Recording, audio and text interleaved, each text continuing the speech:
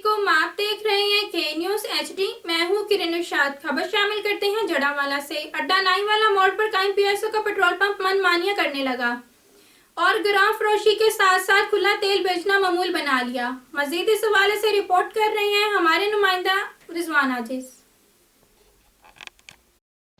जी, अड्डा नाईवाला मोड़ पर कायम PSO का पेट्रोल पंप अपनी मनमानियां करने लगा और पेट्रोल और डीजल की कीमतें अपनी मर्जी के मुताबिक वसूल करने लगा, जबकि पेट्रोल पंप के साथ ही ड्रमों में तेल रखकर बर्तनों के जरिए खुला तेल बेचा जाने लगा और अवाम को जलीलो ख्वार किया जाने लगा।